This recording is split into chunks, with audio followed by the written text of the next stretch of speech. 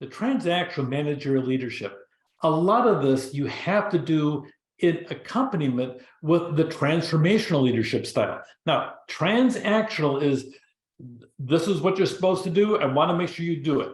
That you're looking on the transaction itself as being something wonderful and positive. So we look on the aspect of the transaction, a lot of it is micro focus. It assumes the environment is stable and everything, and transformation is macro focused and everything. But here is a simple truth. You as a leader need to start learning how to adopt different styles, because that's what this is really about. Sometimes you need to sit down and roll up your sleeves and do the details. Sometimes you say, no, I want this over here. I want to have it done this way. This is the process we talked about. I want it followed this way. It just depends where you're at, but don't lose the macro, but make certain you set up the micro whenever you possibly can. Task-oriented behavior, sometimes you got to assign work, clarify responsibilities, goals, and deadlines. Come on, let's go. Let's go. We have a deadline. Let's meet that deadline. And then you have to focus in on the people-oriented part. There was a guy named Jack Randall, and I worked with him when he retired after being a college president for a long time. And he was a consultant and everything. I went off to a conference, and he retired from this one giant college here in California. It had 50,000 students in it. So somebody sat down there and they chit-chatted with me, and they heard, oh, I hear you're working with Jack Randall. I says, yeah, I am. I says, he's great to work with. He's a sports nut and everything, and he's really a positive person, and he's uplifting. She says, you know what? I worked with him when he was at our college. And one thing that he did in his first month, of any new employee, they would come to his office and he'd spend 15 to 20 minutes with every single new employee. Now, you can understand what that means. There's a lot of employees that serve 50,000 students. A major part of his commitment was to talk to all the employees.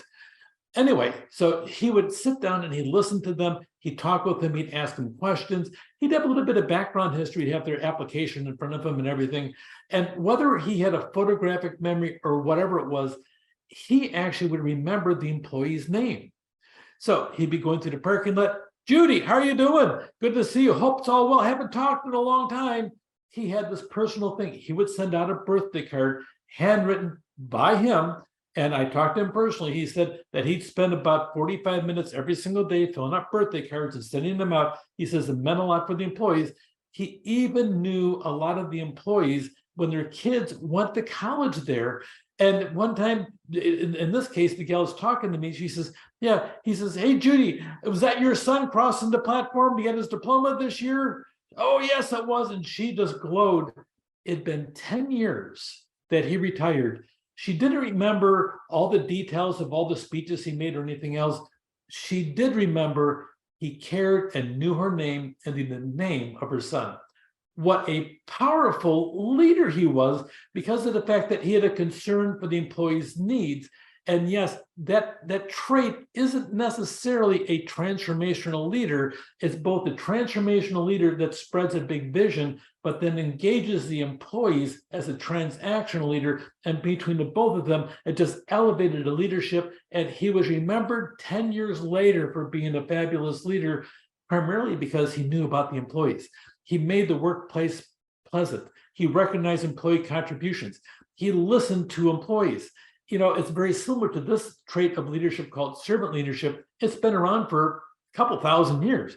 So with that, it really is about being selfless, humble, nurturing, empathic, ethical coaches. They really focus in on, instead of them being at the top of the pyramid, they're actually at the bottom of the pyramid, elevating the employees to become the best version of themselves. Speaks pretty well of them. They feel that their calling is to serve others rather than have people serve them. And they're humble. They tend to be egalitarian. They accept the relationship of really being the one that, how can I help you? How can I help you? How can I help you? They focus in on making ethical decisions, doing what they feel is the right thing in their actions. And you know what? Ethics starts at the top of the organization and flows down. You get a servant leadership at the top. Those ethics they believe in will focus down into the organization and become a reality for the people inside of it. It's pretty incredible to see them out there as leaders. There's not a lot of them in our world today because everybody's so caught up within themselves. But servant leaders, if you have an opportunity to work for one, they really can be a fabulous area to work with. Path leadership is a similar style, not the servant leadership, but to the transactional leader. It really is about trying to focus in as to what you need to do with that right now over here with that.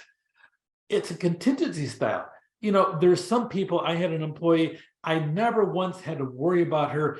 I don't know if I ever gave her any direction in 2.5 years. I just said what I wanted to do, and she just went out and she did it. She made up her own way to do it because you know what?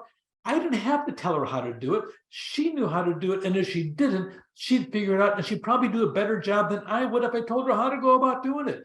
I had another employee, I had to sit down and look at him cross-set a couple times a week because he didn't seem to get it, or he did 80% or 90%, and I was looking for something better. And I had to pretty much tell him on a regular basis and be directive, saying, you need to get your act together, and deal with it in evaluation. Where her, I just had to be supportive. I just had to say, how are things doing? Anything I do to help you to be successful.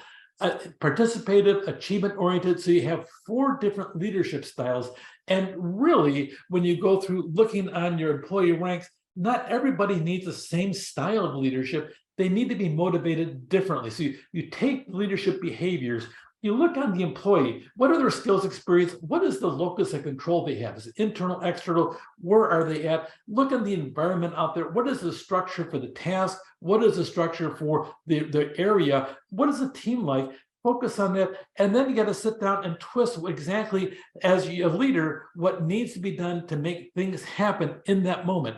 How do you motivate them? How do you bring employee satisfaction from them completing their job? And then how do they accept you as a leader? This really is what we call the path goal leadership model. And it really relies on the contingency of you being aware of the needs of your employees, the task, and the environment you've created. And when you do it right, everything will go along extraordinarily well. Is the task non-routine? Then you use a directive saying, let's get this done, this done. If the team has low cohesion, you got to be supportive.